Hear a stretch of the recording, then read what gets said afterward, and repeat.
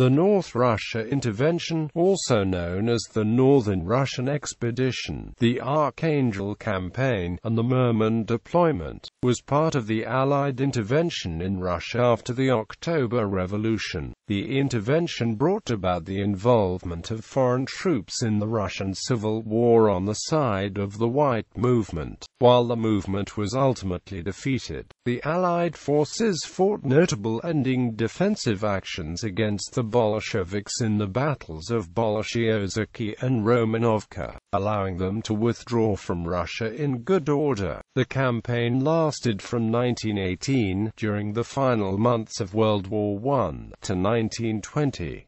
Reasons behind the campaign. In March 1917, after the abdication of Russian Tsar Nicholas II and the formation of a provisional democratic government in Russia, the U.S. entered World War I. The U.S. government declared war on the German Empire in April after learning of the former's attempt to persuade Mexico to join the Central Powers. The Russian provisional government, led by Alexander Kerensky, pledged to continue fighting Imperial Germany on the Eastern Front. In return, the U.S. began providing economic and technical support to the Russian provisional government, so they could carry out the military pledge. The Russian offensive of the 18th of June 1917 was crushed by a German counteroffensive. The Russian army was plagued by mutinies and desertions. Allied war materials still in transit quickly began piling up in warehouses at Archangel and the ice-free port of Murmansk. Anxious to keep Russia in the war, the Royal Navy established the British North Russia Squadron under Admiral Kemp. The Bolsheviks, led by Vladimir Lenin, came to power in October 1917 and established the Russian Soviet Federative Socialist Republic. 5 months later, they signed the Treaty of Brest-Litovsk with Germany, which formally ended the war on the Eastern Front. This allowed the German army to begin redeploying troops to the Western Front, where the depleted British and French armies had not yet been bolstered by the American Expeditionary Force. Coincidental with the treaty, Lenin personally pledged that if the Czechoslovak Legion would stay neutral and leave Russia, they would enjoy safe passage through Siberia on the way to join the Allied forces on the Western Front. However, as the 50,000 members of the Legion made their way along the Trans-Siberian Railroad to Vladivostok, only half had arrived before the agreement broke down and fighting with the Bolsheviks ensued in May 1918. Also worrisome to the Allies was the fact that in April 1918, a division of German troops had landed in Finland, creating fears they might try to capture the Murmansk-Petrograd Railroad, the strategic port of Murmansk and possibly even the city of Archangel. Faced with these events, the leaders of the British and French governments decided the Western Allies needed to begin a military intervention in North Russia. They had 3 objectives. They hoped to prevent the Allied war material stockpiles in Archangel from falling into German or Bolshevik hands, to mount an offensive to rescue the Czechoslovak Legion, which was stranded along the Trans-Siberian Railroad, and resurrect the Eastern Front, and by defeating the Bolshevik army with the assistance of the Czechoslovak Legion to expand anti-communist forces drawn from the local citizenry. Severely short of troops to spare, the British and French requested that U.S. President Woodrow Wilson provide U.S. troops for what was to be called the North Russia Campaign, or the Allied intervention in North Russia. In July 1918, against the advice of the U.S. War Department, Wilson agreed to a limited participation in the campaign by a contingent of U.S. Army soldiers that was hastily organized into the American North Russia Expeditionary Force, which came to be nicknamed the Polar Bear Expedition. International Contingent. The British 6th Battalion Royal Marines Light Infantry was scratched together from a company of the Royal Marine Artillery and companies from each of the 3 naval port depots.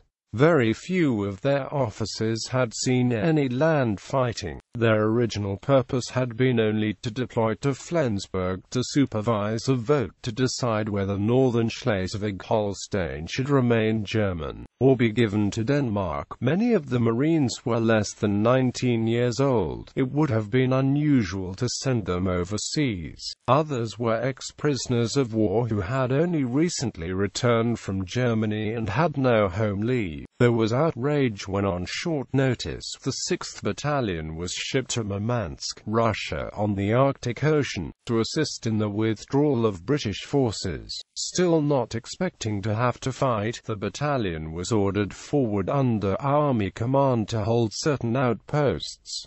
The forces included a British Royal Navy flotilla of over 20 ships, including 2 seaplane carriers, HMS Pegasus and HMS Nirana, the 45th and 46th Battalions of the Royal Fusiliers, approximately 8,000 United States Army soldiers, 14 battalions of British Commonwealth troops, P Canadian Brigade and Australian infantry, 2,000 French, colonial and AMP engineers, 1,000 British, Serbian and Polish rifles assigned to assist Admiral Kolchak's White Guard forces in the north and make a junction with his Siberian forces near Kotlas, a British Royal Air Force contingent comprising Echo DH-4 bombers, Fairey Campania and Sopwith baby seaplanes along with a single Sopwith Camel fighter. Opposing this international force was the 7th and 8th Red Army, the Army of the Northwest, which was poorly prepared for battle in May 1918.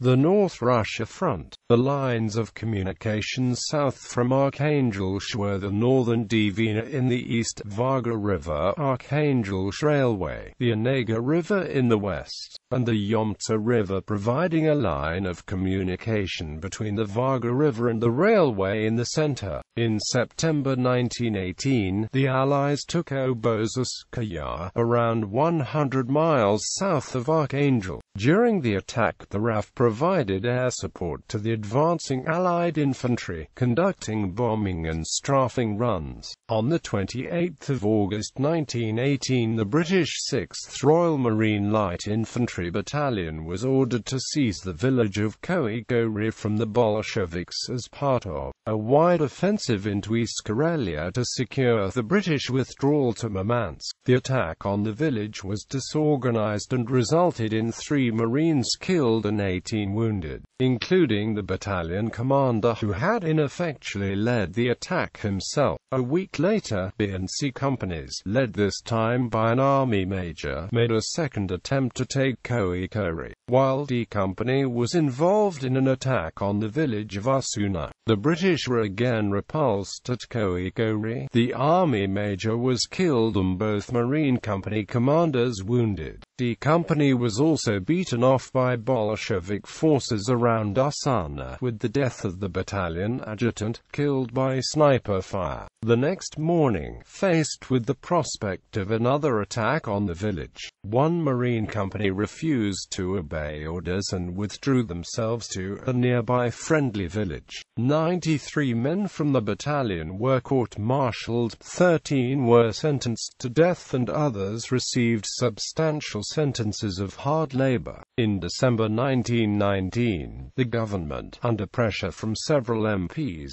revoked the sentence of death and considerably reduced the sentence of all the convicted men. In September, with the Allied withdrawal already ongoing, a British detachment was sent by sea to Camp Alakshid to stop sabotage operations carried out by Finnish Bolsheviks against the railway there. The British party was ambushed even before landing and suffered heavy casualties. Consequently, the unopposed Bolsheviks destroyed a number of bridges, delaying the evacuation for a time. Advance along the northern Dvina. A British river force of 11 monitors, minesweepers, and Russian gunboats was formed to use the navigable waters at the juncture of the rivers Volga and northern Dvina. 30 Bolshevik gunboats, mines, and armed motor launchers took the toll on the Allied forces. The Allied troops, led by Lionel Sadler Jackson, were soon combined with Poles and White Guard forces.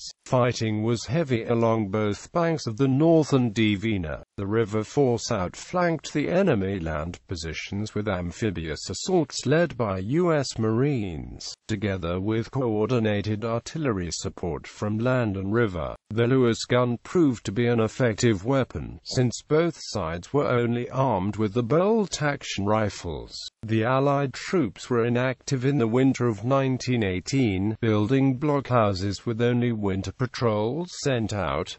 Setbacks for the Allies. Within 4 months the Allies' gains had shrunk by 30 to 50 kilometers along the northern Dvina and Lake Onega area as Bolshevik attacks became more sustained. A steady withdrawal was made from September 1918. Fierce fighting took place on Armistice Day 1918 at the Battle of Talgas, the Kurgom-Talgas line, the final defensive line in 1919. Trotsky, as commander-in-chief of the Red Army, personally supervised this task on the orders of Lenin. The Bolsheviks had an advantage in artillery in 1919 and renewed their offensive while the Volga River was hurriedly evacuated. The furthest advance south in the conflict was a U.S. mission in Shenkursk on the Volga River and Nizhny Yatoyme on the northern Dvina, where the strongest Bolshevik positions were encountered. Allied troops were expelled from Shenkursk after an intense battle on the 19th of January 1919. The river force monitors made a final successful engagement with the Bolshevik gunboats in September 1919. The Allies then withdrew to prevent the Bolsheviks from carrying out the same tactics on the retreating Allied forces. Withdrawal of British troops, an international policy to support the White Russians and, in Winston Churchill's words, to strangle at birth the Bolshevik state, became increasingly unpopular in Britain. In January 1919 the Daily Express was echoing public opinion when, paraphrasing Bismarck, it exclaimed, "The frozen plains of Eastern Europe are not worth the bones of a single grenadier." From April 1919, the inability to hold the flanks and mutinies in the ranks of the White Russian forces caused the Allies to decide to leave. British officers at Shashuga had a lucky escape when the Russian gunners remained loyal. A number of Western military advisors were killed by White mutineers who went over to the Bolsheviks. The Allies were forced to retreat. Archangel Railway, minor operations to keep open a line of withdrawal against the 7th Red Army as far south as Lake Onega and Yomtsa River to the east took place along the Archangel Railway with an armored train manned by the Americans. The last major battle fought by the Americans before their departure took place at Bolshie Ozerki from the 31st of March through the 4th of April 1919. The Baltic. The Royal Navy's Baltic Squadron hemmed in the Bolshevik Baltic Fleet at the Kronstadt Naval Base, Petrograd. Attacks were made by coastal motor torpedo boats based at Koivisto Sound, Finland, 50 kilometers away, supported by RAF bombing raids against ships moored in the inner harbor of Petrograd, slipping past the defensive screen of Bolshevik destroyers. Bolshevik minefields accounted for more losses of British naval units. Augustus Agar led the British small boats in the attacks. British tanks at Petrograd. Britain supplied equipment to the White Russian Northwestern Army, including 6 tanks, together with the volunteer crews, who were the only British troops to fight alongside the Northwestern Army. British tank crews pushed to within 12 miles of downtown Petrograd in the autumn of 1919. All 6 tanks survived the battle, despite having developed some mechanical problems.